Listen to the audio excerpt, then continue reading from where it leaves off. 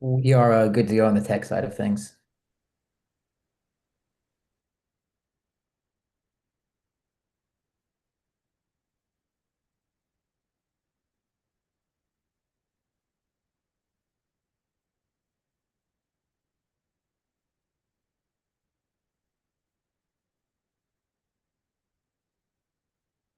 We'll give everyone just like another half a minute here to jump on, and then we'll get started.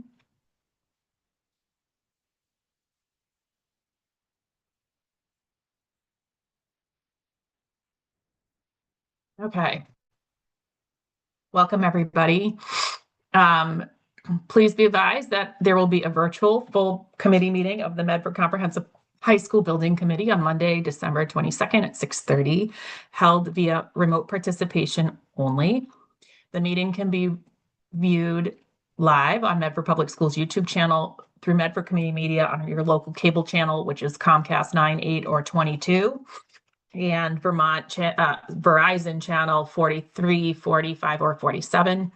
This meeting will be recorded. Participants can log in or call in using the following meeting ID on Zoom, which is 941-0559-9107.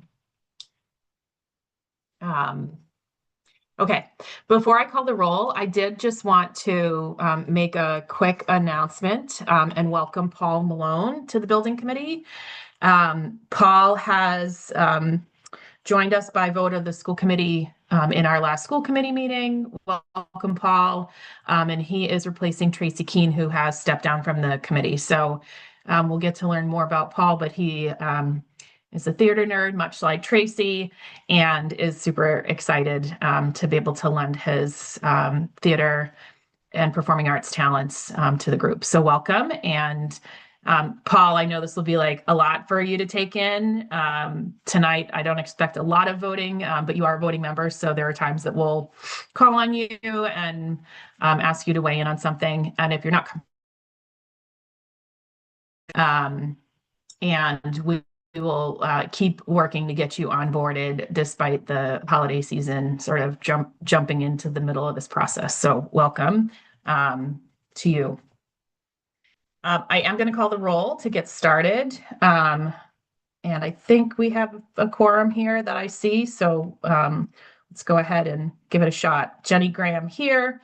Mayor Longo-Kern. Here.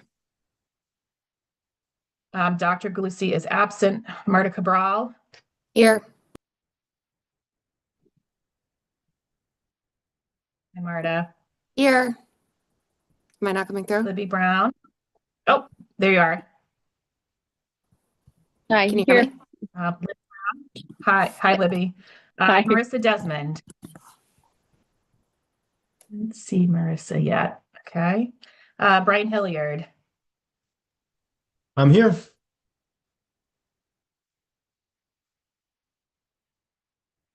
Maria Dorsey.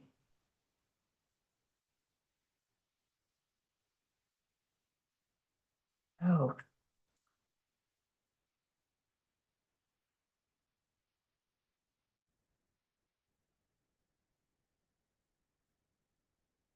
Maria's not here. Emily Lazaro. Here. Emily. Nicole Morel. Here.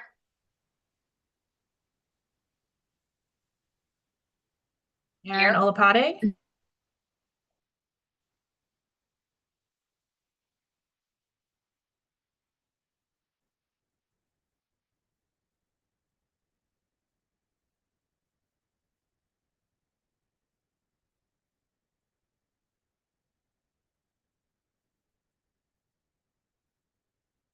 We have Aaron.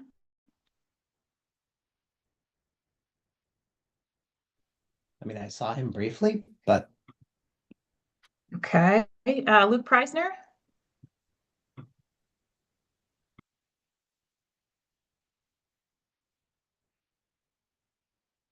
I think that I am having a lagging issue, so give me just 1 second to see if I can sort that on my end, because I think it's me and not all of you now that I'm realizing what's happening. So give me 1 second. Jenny, I'm not hearing anybody say yes either, except I heard Marta and Libby, but I didn't hear anybody else.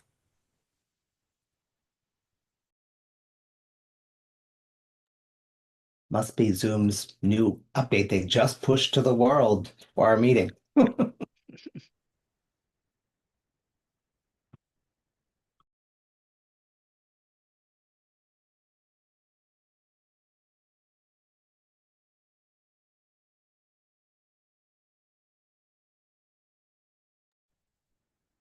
Will, I'm going to jump on my phone. Okay.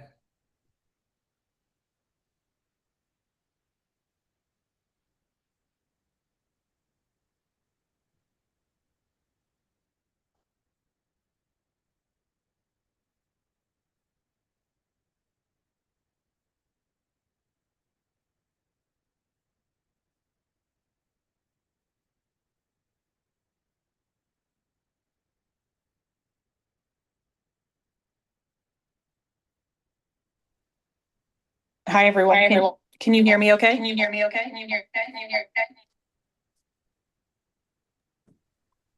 Yes, How's the but you Zoom should echo mute your going? computer. It's echoing. That was me. Sorry. Is this better? Beautiful.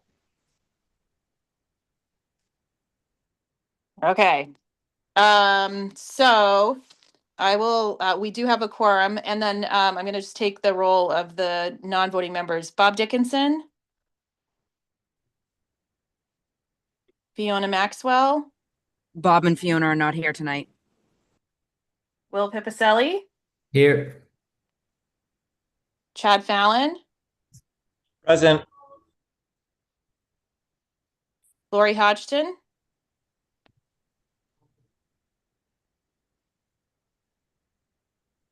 John McLaughlin, Paul Rousseau, Present. Phil Santos, Lisa Miller, Here. and Dr. Kim Talbot. Present. Okay. Thanks for bearing with me. Apparently my internet has decided enough is enough and the holidays are upon us. So with that said, I'm going to turn it over to Matt Galino to lead us through the agenda, since I'm hoping he has better service than I do. Sure. Thank you, Jenny. Do we have the presentation Yep. to pull up? Thank you, Matt. Yep. Give me 1 minute. All right, so we have a few quick administrative items to run through. We should be able to get through these fairly quickly. First will be the approval of the November 24th, 2025 SBC meeting minutes. Can you go to the next slide, Matt? Yeah. Alrighty. Do we have a motion to approve the meeting minutes from November 24th, 2025?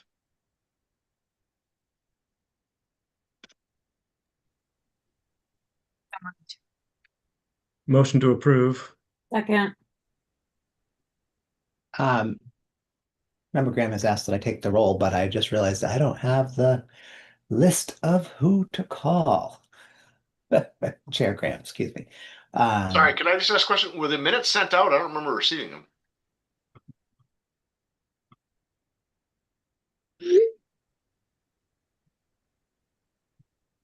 They were on the agenda, Ken. Oh, you're on the agenda. Okay, thanks. Let me, oh, there we go. I got the list now.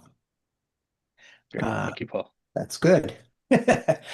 So, I'm just gonna, Matt, this is Jenny. Were the minutes sent out? I don't remember receiving them either. Yes, they were attached with the agenda.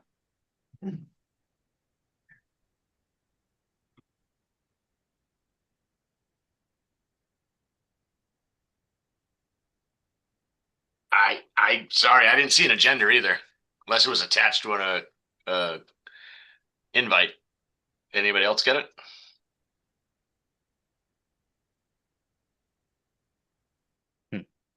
Should have gone out last Thursday. I mean, if we need to push the approval of the minutes to the next meeting to give the committee more time to review. Motion to table the minutes till the next meeting. There's a second. Second. All right. We're on Zoom, so we're going to do a roll call. Jenny Graham. And I don't know if she can even vote. But anyways, I'll move on. Mayor Longo-Kern. Yes. Let's see. Marta Cabral. Yes. Libby Brown. Yes. Is Marissa here? Marissa Desmond? Brian Hilliard. Yes. Paul Malone. Yes. Emily Lazaro. Yes. Nicole Morel. Yes. Aaron, have you joined? Aaron Olpati? Okay. Luke Preisner. I think Luke is not here either. Joan Bowen. Yes. Ken Lord.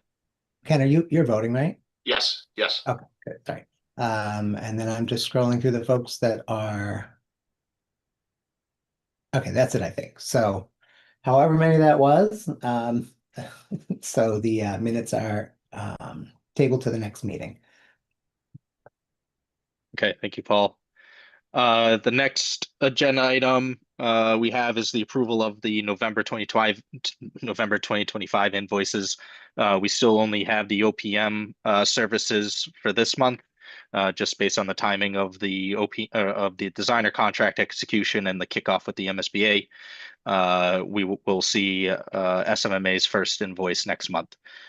So we just have the agreed upon 25,000 for left field for the month of November 2025. I move the invoice be approved as submitted.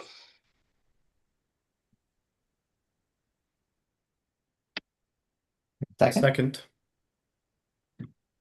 Excellent. I'm glad this is recorded. So, any other questions or concerns?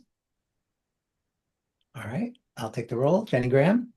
Actually, I don't know if Jenny can even. Is Jenny here? Yes. Oh, Yeah. she is. Sorry, there she is. Mayor Longo-Kern.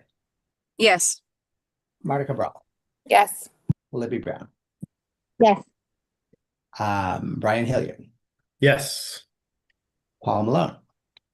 Yes. Emily Lazaro. Yes. Nicole Morel. Yes. Aaron, if you're here, let me know when you're here, and so I can remember to call you. Joan Bowen Yes. and Ken Lord. Yes. All right, the ayes have it. The invoice is approved. Next. Great.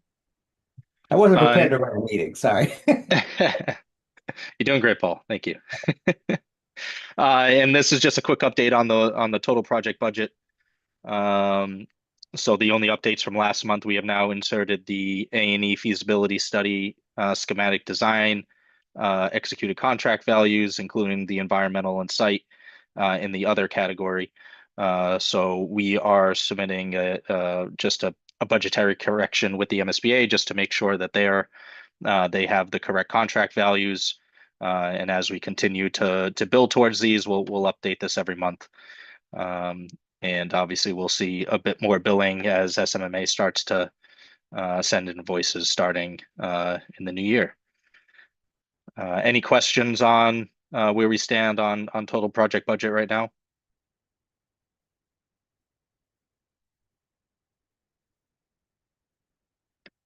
Alrighty.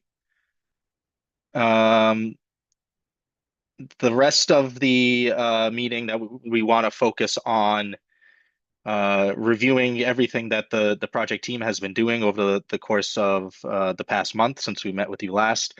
The team has been working along with the district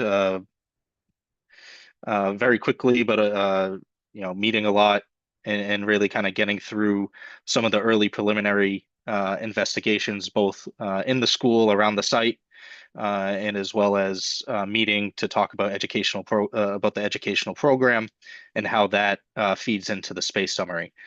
So tonight we'll take you through some of the existing conditions investigations that have been ongoing, and then we'll talk about the current space summary based on our meetings with some of the administration, understanding what the existing school is currently sized to, and how that relates to the MSBA guidelines. So I will just remind everybody that this space summary that will be seen tonight is very much a work in progress. This will be continued to kind of shift and kind of be pushed and pulled and massaged through the PDP and then into the next phase of PSR. So just keep that in mind as we start to review some of these documents. They will continue to change as the project continues. So I'll hand it over to Matt Rice from SMMA to take a look at the existing conditions. And just before that happens, I just want to note that Aaron Alpade is present for whoever is lucky enough to transcribe the minutes later. Thanks. Thank you, Matt. Thank you, Paul. And thank you for introducing me, Matt. I was just going to make a quick note at the beginning for Paul's benefit. Paul Malone, new here, that I'll just ask that our team maybe introduce themselves before they are speaking, and just so that everyone can put a name to a face as we go forward. There are some new faces, I think, as well for the entirety of the building committee, so good to just introduce everybody as we go. I will jump in on the architecture building investigation to start with. And before I do that, I will mention here that we have been referencing the SOI submission. So I think if we went back 2 meetings, I recall a comment that was made asking about sort of what benefit the SOI evaluation was and sort of all the effort that went into that was in terms of this overall process. And I can say that both on the architectural side as well as the engineering disciplines have reviewed that SOI documentation in detail. It was very well done in terms of being comprehensive, in terms of painting a picture of need that exists at Medford High School. And it was very effective in terms of moving the project along at the phase that it was. We have taken it to the next level in terms of evaluation and analysis of those existing conditions, but definitely having a great foundation to build from in terms of that reference information was appreciated and useful in terms of the overall process. So we are going to try and keep things relatively brief here because we could talk a while about some of the shortcomings in the existing building, but really what we want to do here is just give you an overview of the areas where we have sort of the largest concern, items of note, items that really suggest that the building needs to be addressed in some way, shape, or form as we move forward. So just starting from the exterior of the building, the fact that the original materials on the exterior, the cast-in-place concrete, the brick masonry veneer, most of these are original to the building. There are some areas of selective renovations that have occurred on the exterior, such as with the science wing and some replacement of windows, but the vast majority are existing as they were originally installed in 1970. So as one could expect, there's various challenges there, especially with the thermal performance of those exterior systems. The windows that are non-thermally broken and are transferring a lot of heat out of the building. As well as the cowl wall panels. These are the translucent panels that wrap the exterior of the pool and the gymnasium building. They have yellowed over time. You can see that there are areas where certain panels have actually delaminated off the exterior, and you can see the inner construction of those panels. So a lot of challenges there. The exterior wall construction does not have any thermal insulation. There's some interesting sand that is called for in between the exterior brick and the concrete, which is not something we've seen before, and I don't think it's a great thermal insulator. So there's really no restriction of heat moving in and out of those exterior walls other than sort of the thermal mass behavior of them.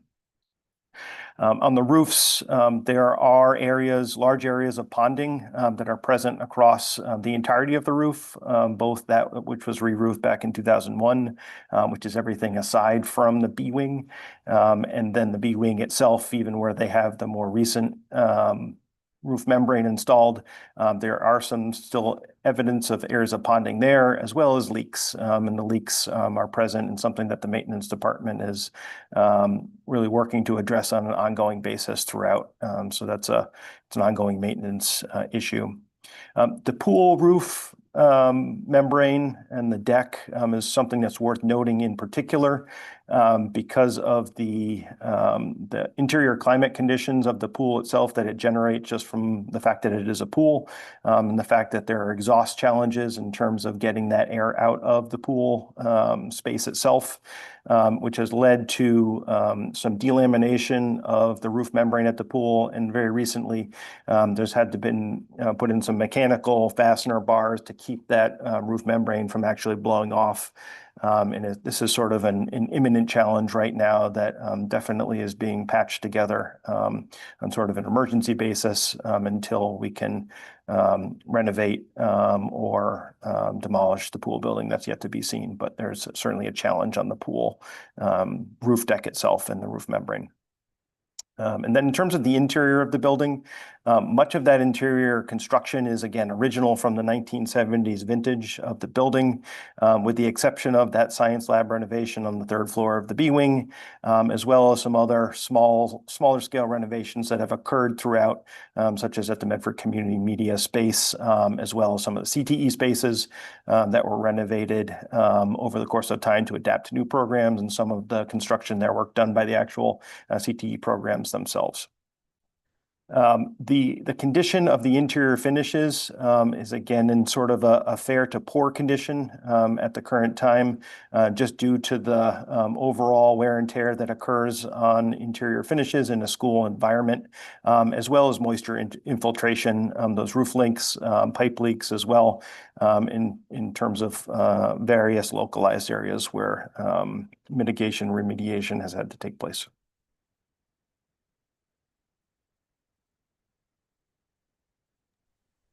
I think Ellen Swanson is not able to unmute. She is our structural engineer. I don't know if that's something on your end, Will.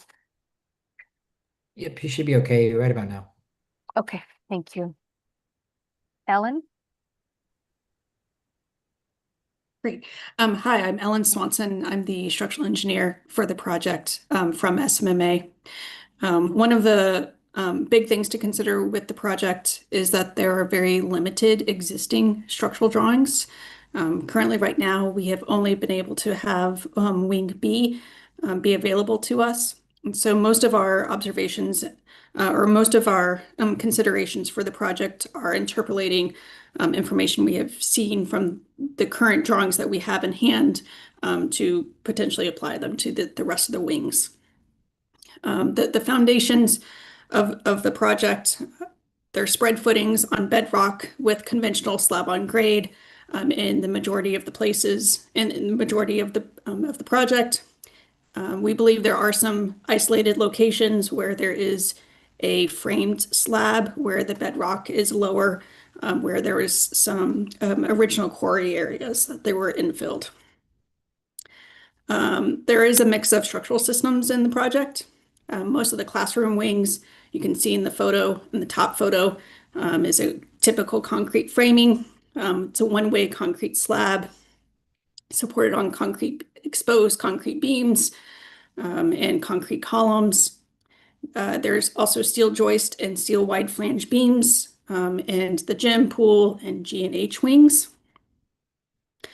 One big consideration structurally is that there is no conventional lateral force resisting system in the building. The original drawings indicate a very minimal wind loading that would not meet today's current code prescribed wind loads. The existing drawings also do not indicate that earthquake design was considered, as well as snow drift loads were not considered. Each of the wings are separated by 3/4 inch expansion joint This expansion joint would not meet the required gap between isolated buildings with today's current code. During our walkthrough, we also observed a few structural deficiencies. You can see in the middle photo, there's exposed rebar on the underside of the pool deck. Our understanding is that the majority of the pool deck was redone at some point, but there are still some areas that have significant spalling with exposed rebar. The infill masonry walls in the classrooms, you can kind of see it in the top photo. They do not have any sort of seismic bracing to them at the top of the wall. They were also not positively attached to the concrete beams either. The bottom photo shows one area in wing C where the slab on grade has settled, and there's a pretty significant gap between the slab on grade and the infill wall. There were also multiple areas where there were miscellaneous cracks in the concrete and the masonry walls. And also there was water damage observed in many of the classrooms.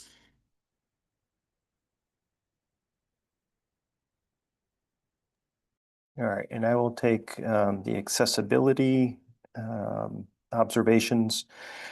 So challenges on the exterior from an accessibility standpoint, that they're, even in the accessible parking spaces, the slope of the pavement is in many cases non-compliant, and then the signage also non-compliant in terms of identifying those accessible spaces.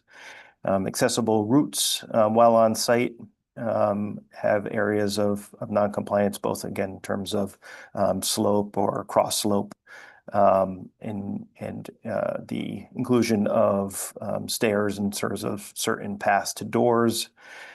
Several of the stairs do lack compliant handrails. Again, the majority of the public entrances have some amount of barriers in terms of wheelchair access, either with steps, door landings, or the doors themselves being too narrow or lacking a proper wheelchair turning radius on the inside or the exterior of the door. And then in terms of the passenger loading zones at drop-off areas being accessible, they are not provided. From the interior of the building, from an accessibility standpoint, the stairs all lack currently compliant handrails, as well as nosing the edge of the tread of the stair down to the riser. The majority of the doors on the interior as well are too narrow in terms of wheelchair clearance. They have knob versus lever door hardware, and also that maneuvering clearances to make sure that there's adequate space on the push side and the pull side of the doors. The classroom sinks themselves are inaccessible, so they don't have knee space that would allow wheelchair users to use them.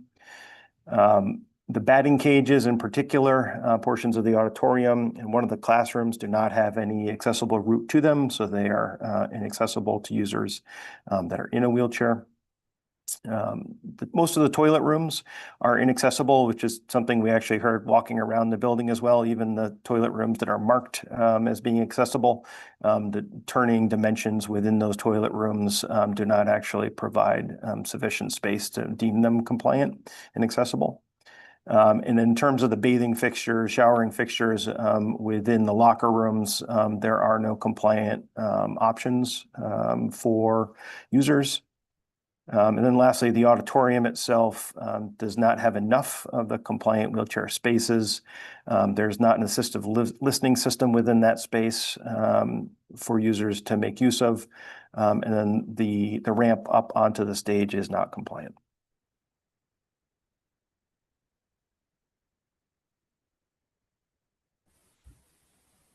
Hi, everyone. My name is Emily Ehlers. I'll be the mechanical engineer on the project.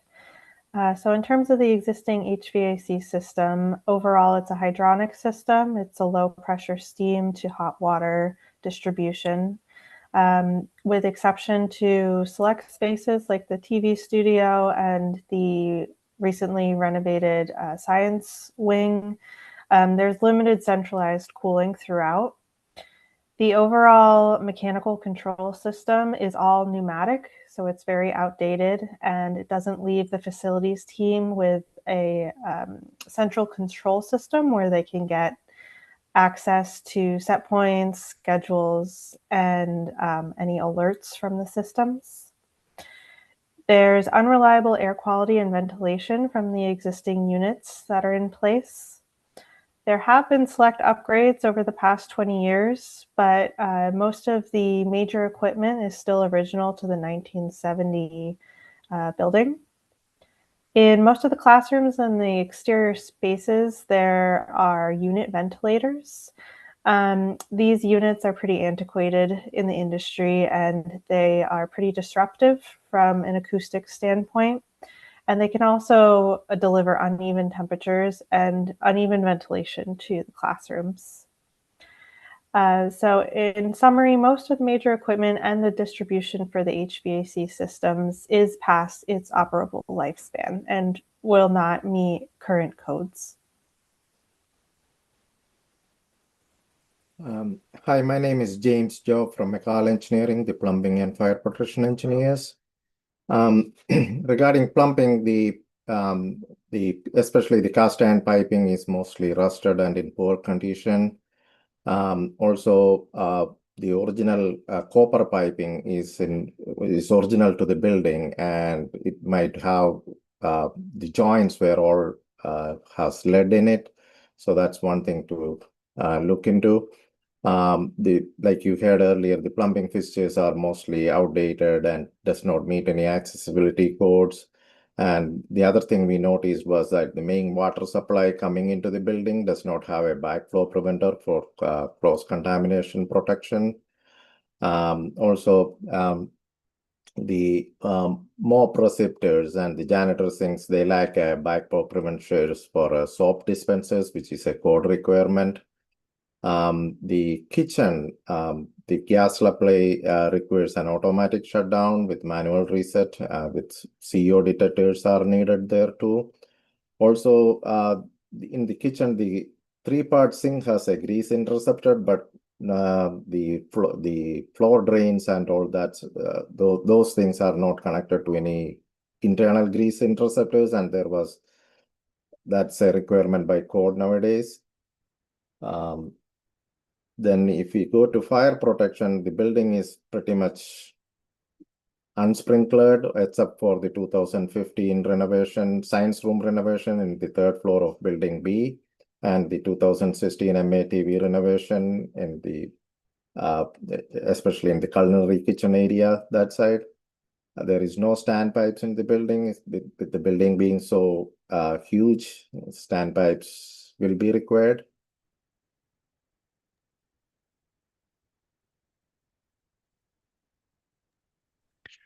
Hi, my name is Andrew Barrows. I am the electrical engineer on the project with SOMA. The building is equipped with 3 electrical substations, and the majority of the electrical panels within the building, aside from the 2015 renovation, is beyond their useful life expectancy. They are older Westinghouse substations, and subsequent distribution panels are in various manufacturers. The electrical services that are actually entering the building are also not surge protected and GFI protected, which is a requirement for the electrical code. The building is also equipped with 2 emergency generators that are noted to be non-functional, which is a large code violation with the building, and you will not have any emergency backup power. The building is also not equipped with lightning protection, which is typically a recommendation depending on location and whether it's the highest point, if the building has the highest point in the area. Lighting is a mix of mostly LED and some fluorescent. The lighting controls also do not meet current codes for energy efficiencies. The fire alarm and smoke detector coverage is also in sparse, especially when the building is mostly unsprinkled, except for in the 2015 renovation. And the fire alarm is not equipped with voice evacuation system, which is also a requirement. Are we going, is Frank here to speak on AV and telecom? He is not, Andrew, but if you'd like to touch on those briefly. Yeah, I can read them off. The instructional AV systems lack standards, rely on mobile solutions, outdated tech, minimal video conferencing, and does not support collaborative learning. The telecom is also outdated and constrained in the MDF IDF rooms, and the legacy cabling cannot meet current or future bandwidth for today's tech needs. The Wi-Fi system is also unreliable when used by full student population due to capacity issues. And I think we'll just note here that security system wise, our consultant Good Harbor Techmark did also survey the building along with the architects and engineers on the team and made the observations listed on the right side of the slide. And I will say, for those of you who are curious about more existing condition information, the back of the slide deck, we have an appendix section where you can dig into some more detail and see some beautiful photos.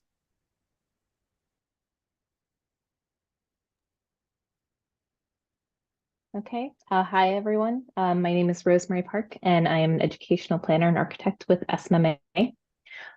So I'll be reviewing the status of the space summary and program with you.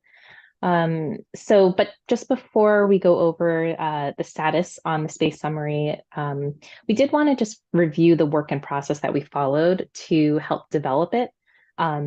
So this diagram illustrates that process with each of the steps in green, contributing to help shape the overall program and summary of spaces, that MSBA template that we reviewed last time. So along with the existing conditions assessment that our team just went over, and the programming meetings that we conducted last month, we've also analyzed the curriculum and schedule. We held visioning sessions and school tours over the past few weeks. We have been reviewing the Medford High School educational plan, which is still being worked on and developed. And we also held our first set of advisory team meetings. So again, each of those does contribute to the summary of spaces. And I put a little star there. I guess I could have made it bigger, I guess, because it's a pretty big milestone that we've completed all of our investigative work and analysis.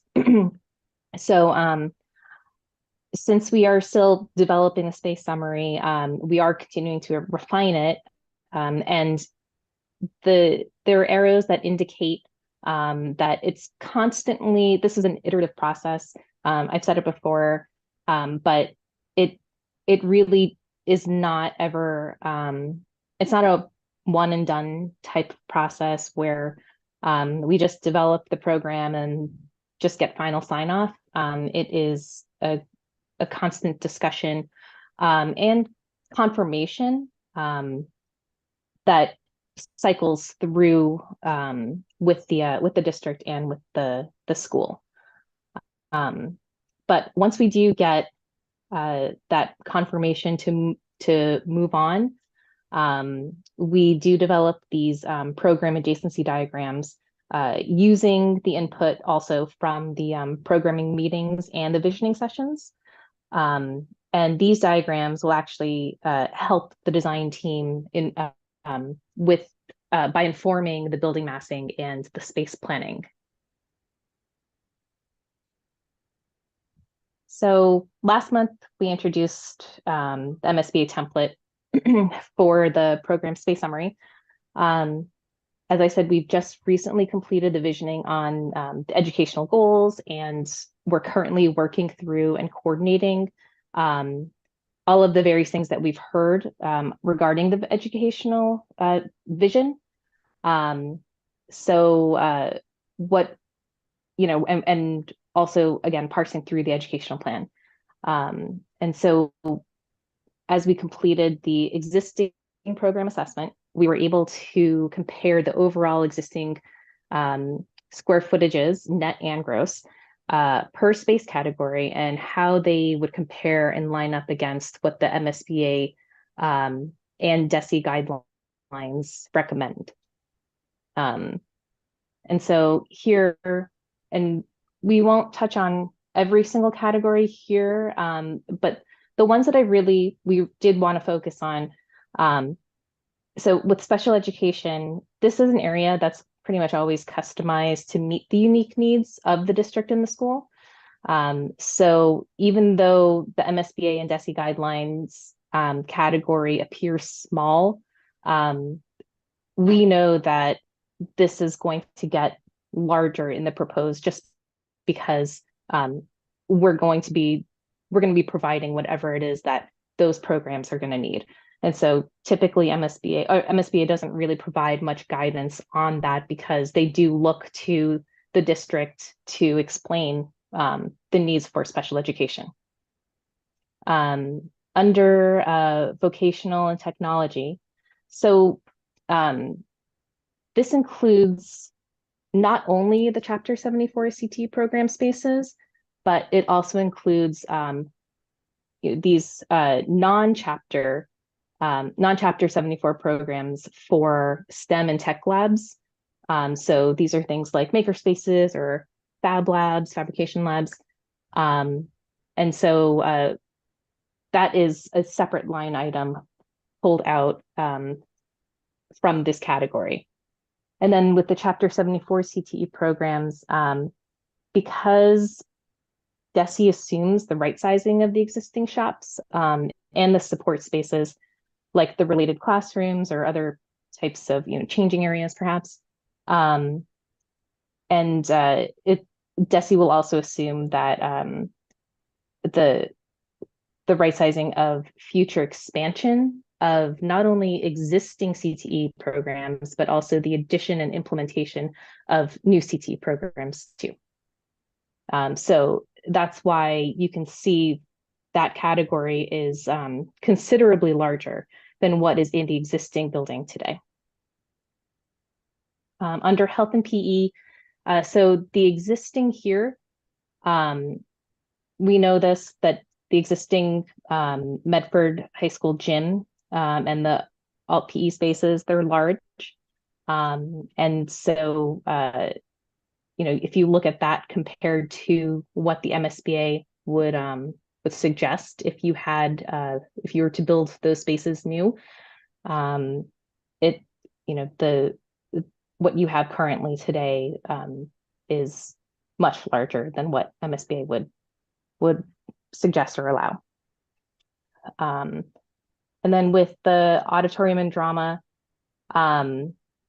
this is the baseline in the MSBA and DESE guidelines. That baseline is for 750 seats in an auditorium, but we know that from our discussions that Medford is looking for a 1,000 seat auditorium. So, but that is just the baseline that the MSBA provides in their space summary template. Under the dining and food service, so per MSBA's guidelines, we have to size the cafeteria to accommodate 3 lunch seatings. And we know that today there are 2 lunch seatings currently at the high school.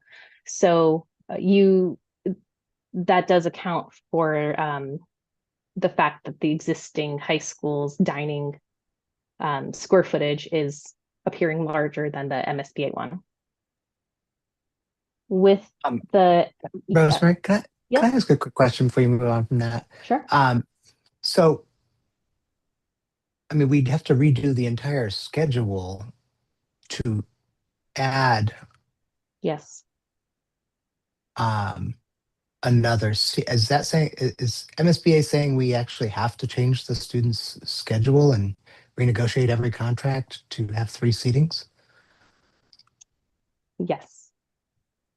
We have to size it to 3, which makes it smaller. And we know I was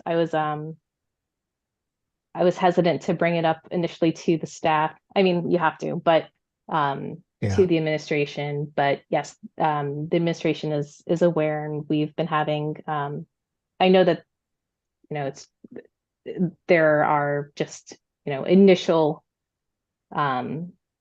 initial wonderings about, how that's going to work. But again, we've got 4 years to work it out. Just So another override for another expansion of the school day and I don't. renegotiating with the teacher. That just looks great. But anyway, I'm sorry, I we're don't want to just be. we're I don't want to just be the bringer of bad news. we just spent the longest year of our lives getting that all done. So okay, I I'm sorry. know, I'll let and you keep going. I really sympathize. I do. I was like, oh, I have to be the one to tell them. At least this will be a new contract, because it'll be 3 years away or more. Right.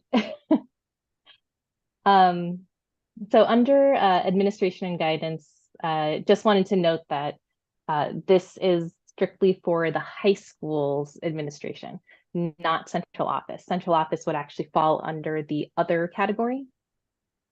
And that other category, in addition to central office, also does include the pool and the other programs that are not really associated with the high school. So you've got the Medford Family Network, the Kids Corner, Medford Community Media. And so we know that this will expand a little bit because there's another program, MEEP, that'll eventually be moving into the new school. So that would fall under the other category as well.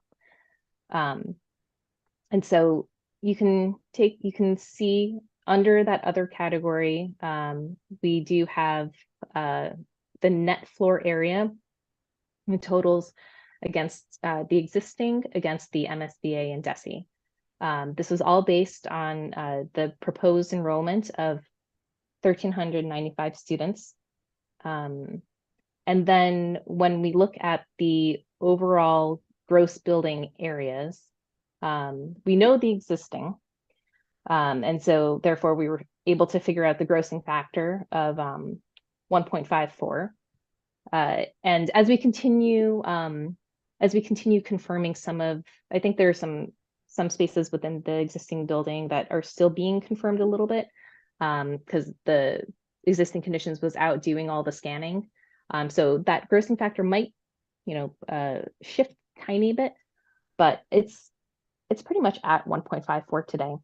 And then MSBA requires us to carry a 1.5 grossing factor for the building. And so if we were to take their net square footage that they are outlining, which we know is not going to be sufficient for what the school needs, and apply that 1.5 grossing factor, then we will come to that number at the bottom. So smaller, that would be considerably smaller than what you have today. But again, that's just straight out of the box what MSBA calculates solely based on the enrollment. Right. With the addition of the DESE Chapter 74 spaces, that out of the box MSBA school does not necessarily account for any Chapter 74 programs, which is why we've layered on sort of the DESE requirements given the size of the programs as well as the new programs that are being planned. Rosemary, I just wanted to take a second and do a little bit of a drum roll with the existing building size, because I know as part of the process, we've heard a wide range in terms of assumptions of what that existing building size was, probably anywhere from 400,000 square feet to 600,000 square feet. So somewhere in the middle, which I guess is a good thing. And just reiterate the fact of what Rosemary mentioned, that our existing building scanning, we're expecting the point cloud results from that towards the middle of January. So we may tweak this a little bit, but I would hazard a guess right now that will probably not be more than like a few percentage points off of this at max, but you may see this number evolve slightly moving forward. But it's definitely in this order of magnitude of where we are. Based on all of sort of the physical survey walking around that we have done with the combination of the existing drawings and sort of recreating things to the best of our ability. So we do have a fair amount of confidence in that number. And then this was, I'm a visual person. So this was a way to really visualize the program gross area for the existing and the MSBA guidelines. And so all of the colors that are to the left of the dotted line represent the net square footage, and the gray represents that unoccupied space that is determined by the grossing factor. And so you've got the x-axis representing square footage and the y with the existing versus MSBA. And so upon first glance, you can see already, that the special ed in the dark green that appears smaller under the MSBA guidelines. Again, we are anticipating that will grow bigger than what is existing, because we know that we need to right size the spaces, but also we know that the Curtis Tufts program is moving in. If you look at another big thing that jumps out is that dark orange. So that dark orange, those are the CTE Chapter 74 spaces. And so again, MSBA / DESI guidelines are going to put us at that much larger orange bar. And so we can anticipate seeing the CTE programs grow considerably there. And then the blue, we've discussed about how your health and PE spaces today are considerably bigger. But I think that it's, to see that comparison visually, it's quite striking.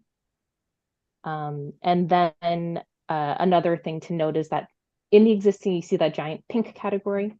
That was that other category. And you'll notice that the MSBA guidelines don't have anything for that category, because they just don't provide guidelines on it. Those are the spaces that, as they're not a part of the MSBA guidelines regarding high schools or schools, those are not the square footages that the MSBA will reimburse for. So hopefully this is a helpful visual. I think that it really does give that story very quickly.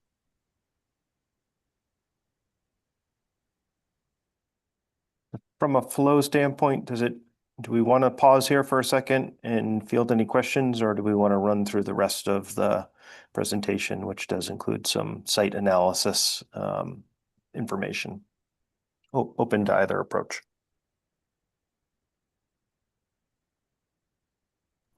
Keep going, please. All right. I think that's my cue to say hello. I'm Laura Swan, the civil engineer from SMMA, and I'll be your guide around the exterior of the school and our site investigations. So this site has an extensive history, and early maps show it as a town farm where residents would work to earn their keep. And my understanding is this continued until the 1950s. In the 1960s, it was identified as the site of the future high school. You can see these plans show where there was a quarry or some sort of pit or dump that is now underneath the school. And the new building opened in 1971. So Laura, I'm just going to take a second to go a little bit of color commentary here on sort of the pit quarry dump reference that was in there, because we have heard it from various sources that the site was a dump at a certain point in time. And part of the fun of these projects is trying to do a little bit of historical research to understand sort of what is sort of the background to things. And so to the best that we understand it, back as late as the 1920s, there was a lot of excavation of various spots throughout Medford in terms of excavation of clay for sort of the brick manufacturing process, right? And so there were various spots that were excavated out. So that's that reference to the quarry, most likely a brick quarry, that once they were used up and bricks stopped being manufactured in Medford, again, around the 1920s, these holes were essentially left all over the city in various locations. I think the main one, which was prior sort of the official Medford city dump, which I think was down on River Street, that was sort of the largest one. This one I don't think was as official as a dump, but essentially these holes ended up getting filled either with rainwater or with sort of trash material. And so I think that's more or less what happened here, and that's why we see the varying references. The 1967, 68 drawings that we found, one of which is up on screen here, actually referred to this as the quarry and sort of that perimeter that was around there. And you can see that this drawing was actually predates the final layout of the high school. This had like a separate boiler room over here and some tennis courts that were down the other side. But this outline that we see also reflected on those foundation drawings that Ellen mentioned we found for the B wing pretty much aligns. So we do have some level of confidence that this was the area on site that was sort of previously used for that purpose, and the reason why they ended up having to put in a structured slab for the foundations of the building over these areas in particular. Thank you, Matt, for all of that background. Yeah, so currently the site is mostly paved and impermeable with some very noticeable pockets of bedrock. So over 50% of it is impermeable. The stormwater as it currently stands is not being treated for pollutants.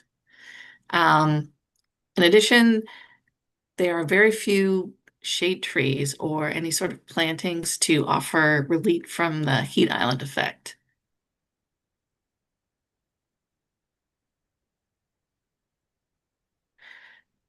Two recent planning initiatives have identified the high school site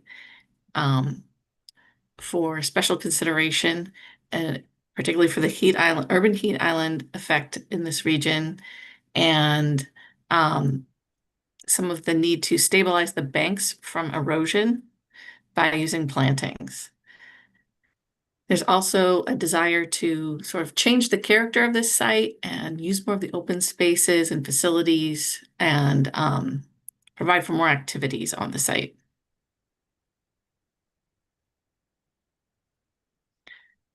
Now on to the exciting part, which is how people get to and from school.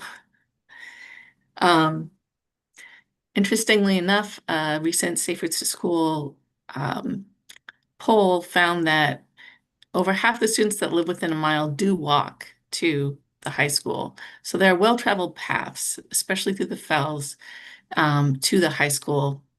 There are also a lot of different transit routes, public transit routes through different neighborhoods that will take students directly to the high school. And in addition, North Medford has the dedicated school bus route to bring students to the high school as well.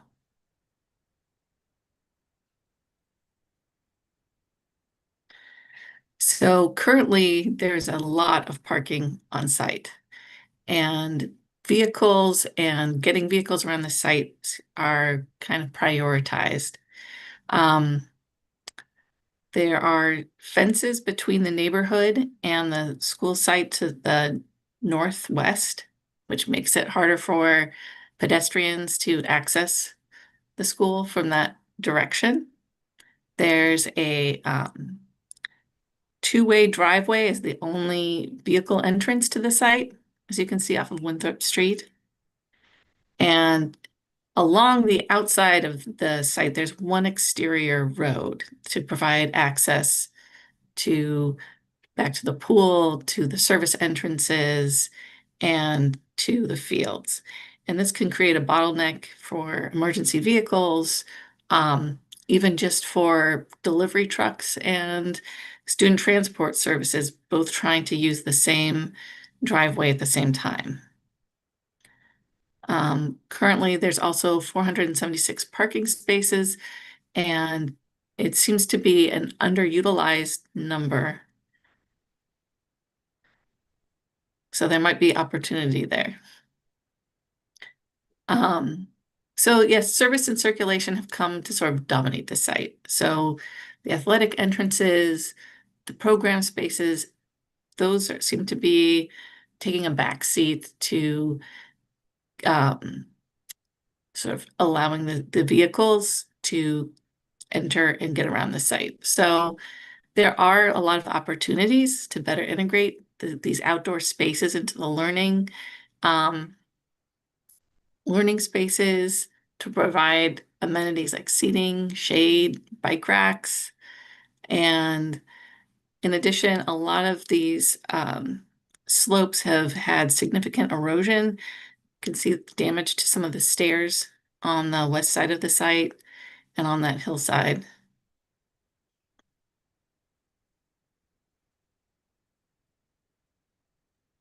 Okay, thank you. Thanks, Laura. And I had asked team members to introduce themselves and did so do so before myself. Hello, good evening, Helen Fantini, project manager with SMMA. And a real brief recap of the fact that the advisory teams, which is a method we're using to gather more community input on the 4 topic areas in the intersecting circles on the right side of the slide. Those teams have been formed. Many of you from the SBC have participated. And meeting number 1, which was a listening session for each of the 4 topics, occurred. Was that just last week? That was just last week on the 16th and 18th. We have meeting number 2 coming up in the middle of January on the 13th and the 15th. I believe those invites went out. We will take in what we heard last week and review and respond.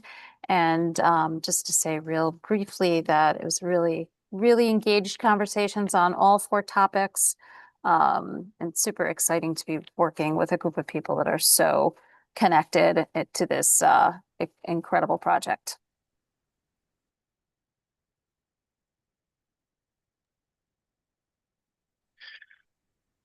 All right, just looking at next steps, like Helen mentioned, we'll continue those advisory team meetings next month.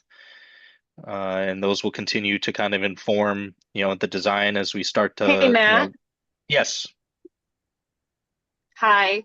I just wondered if anybody had any questions before we went to like the wrap up phase here, because Sure. they've just taken in a lot of information. Sure. Yeah, so does anybody have any questions on, any of the existing conditions or, where we currently stand with the space summary that Rosemary reviewed? Question.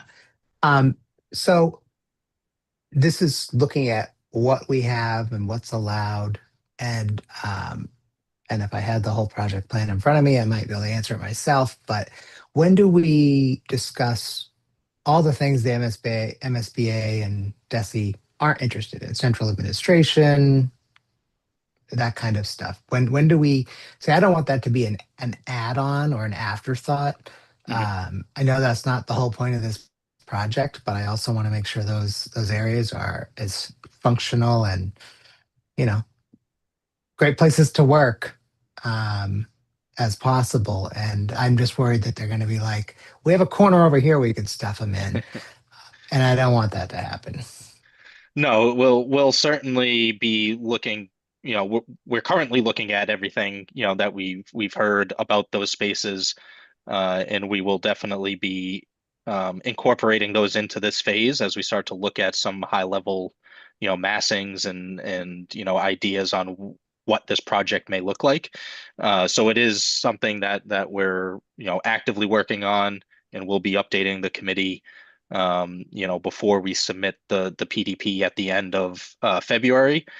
So in the coming months here, this will continue to evolve, and you'll see those categories on that space summary start to change as we start to incorporate some of those kind of lesser known areas at this point in time. But it is something that we're working on, and it's something that will continue to evolve even beyond the February submission. As we work, towards a preferred option in the next phase, it will continue to kind of evolve through that phase as well. So, thank you, Matt. Yep. And Paul, I just wanted to also add on to that every single component that fell under the other category, including central office, including kids corner, we had dedicated meetings to each of those programs as well. So we're going through the same process as we are with the educational programs. So I want to assure you that we are we are taking a close look at all of that as well. Because like one thing that, like one of the conversations I've had with school committee members is that we should have a school committee chamber and a school committee office attached to the central administration so that they're not, I mean, these people work ridiculous hours as it is. And we have enormous scheduling challenges by using the same place as the city council and all the other purposes that city hall has. So, the user group there is the public and the school committee. And I've not really seen how that's, I mean, it wasn't part of our SOI because it was never going to be included. So I just want to make sure we don't after the fact discover that, wait, the school committee wants to have an office and a chamber so that we can have and maybe even have our chambers attached to the vocational program for all of the stuff they do. And there's probably opportunities for multi-use for such a place. Right now, like the city council, like the chambers that we use now at City Hall, like that doesn't make sense as a multi-use for students. Like in the middle of the school day, they're not going to be getting on a bus to go there. But I think there's a lot of opportunities for a multi-use chambers or whatever they would end up being called or look like. So I just want to make sure that stuff is like there's not going to be a work group for that. I mean, the public doesn't use the chambers the way that the school committee does, for instance. And I don't know what other administrative spaces are. I saw those numbers, but then I realized it was not including central admin, and so I think we're sort of free to do what we want with the stuff that's not covered by MSBA in any way, shape, or form, right? So I just want to make sure that And we're included in that. And Paul, I think the other thing that we're not ready to talk about yet, but that this team, like the architects, have done a tremendous amount of data collection on is like sort of the difference between how education happens in the building today and like what we'll call it everyone's hopes and dreams might be for what a new space could provide. And part of them having hundreds of meetings and doing all these all-day sessions is to start to unfold like how all those things fit together. So I think the team has a tremendous amount of that like information already, maybe an exception for the example you just provided. And we'll get there and be able to share that. But I think it was the visioning sessions and like how that ties to the educational plan has to happen before we can start like talking about some of those spaces that are like new and interesting and innovative and all of those things. So I think we're like on our way there really quickly, just not there today. But the team has, as Rosemary said, done tons and tons and tons of data collection to understand what the needs and wishes and hopes and dreams are of the people who spend their time in the building, including students.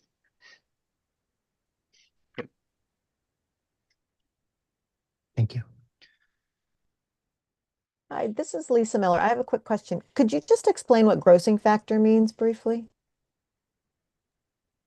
Yeah, so the grossing factor is basically any space that is unoccupied space. So your hallways, your toilets, your mechanical rooms, vertical circulation, so stairs, elevators, closets, all of those things that are not programmed space but are still required for the building.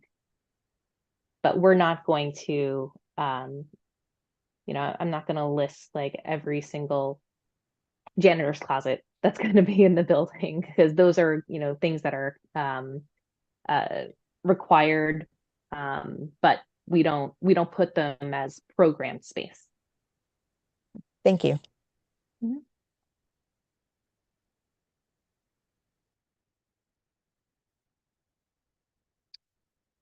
Any other questions?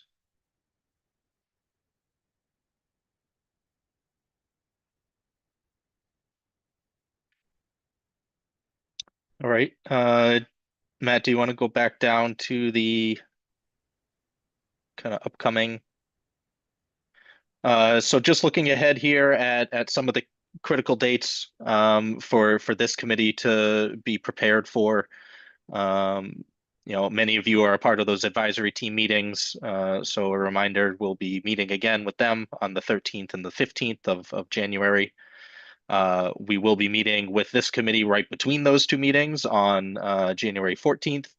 And we'll continue to kind of keep updating, a lot of the existing conditions that we reviewed tonight. There's still a lot of work for us to continue with there. And the review of alternatives will be really the team's first attempt at looking at, the overall square footage of the school and how that may, work out in an actual building. We are required by the MSBA to look at different alternatives, an addition renovation, a code upgrade, and a new build. So these alternatives will all will cover a wide range of those options. We've been on, and I'm sure SMMA can speak to this as well, but we've been on projects where we may start out with 20 different options, and you'll start to whittle down those options depending on a range of different factors. Could be the building's too tall, it could be it's too sprawling. There's just a lot of different options that we need to get in front of this committee. So we'll start to review those alternatives at the next meeting. From there, we'll be taking those alternatives and providing them to the cost estimators. SMMA and Left Field both have two independent cost estimators that will provide the documentation to. They will both price them and provide estimates independently, and then we'll go through a reconciliation to see kind of how those two estimators came to their numbers. These first alternatives are a very high level cost per square foot estimate. We're not getting down into the nitty gritty on finishes and mechanical systems, and it's a very high level estimate at this point of the project, just to get a sense of where the market is. And then from there, we'll be meeting twice in February. This is when we'll really start to get some more robust information in front of you. We will have the PDP estimates in early February, so we'll start to present some numbers. Like I said, very high level, but give us a sense of how not just where the market is, but also how the different alternatives compare to each other. It's really a cost, a comparative cost analysis between the options, not necessarily this is what the project is absolutely going to cost. We are quite a ways from understanding that, but we'll start to get a sense of it with some of these alternatives. And then at the end of the month in February, on the 23rd, we will be looking for an approval of the first submission to the MSBA, which is the Preliminary Design Program, or PDP. So we'll be, preparing everybody from now until then with all of the information that we'll be looking for approval on at the end of February. So, and I think with that, Matt, I don't know if you had any other slides, or was that the last one? No, that's a thank you slide. So, does anybody have any final questions? SMMA, I don't know if you have any final comments, or Jenny, but happy to stick on if anybody has any thoughts. Matt, this is Jenny. I know we have sort of a light group here, and Matt and I will work to get an email update out to everybody so that people know what is coming. And in particular, that like these next meetings are the ones everyone's been waiting for. And I think people will be really excited to participate. So I just want people to have a bit of a heads up and a reconfirmation of the schedule, which I think has shifted slightly. So we'll owe you all an email about that in the coming weeks. So while you are hopefully enjoying some rest and relaxation, you can get out your calendar and put us in pin on those days so that you can plan to participate. So that's a coming attraction for everybody. And I think if there aren't any other questions, there might be a motion to adjourn somewhere. So moved.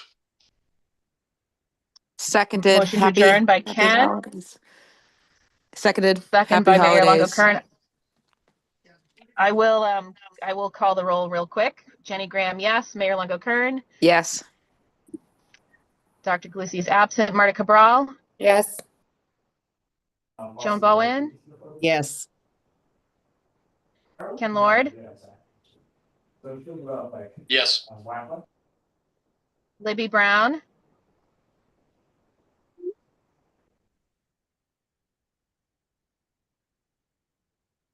Did we lose Libby? Marissa Desmond. Absent. Maria Dorsey is absent. Brian Hilliard. Yes.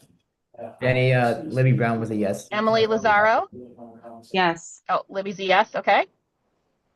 Did you hear me? Paul Malone. I did. Yes. Nicole Morel. Yes. Aaron Olapade. Yes. Luke Preisner is absent. So 11 in the affirmative, 4 absent.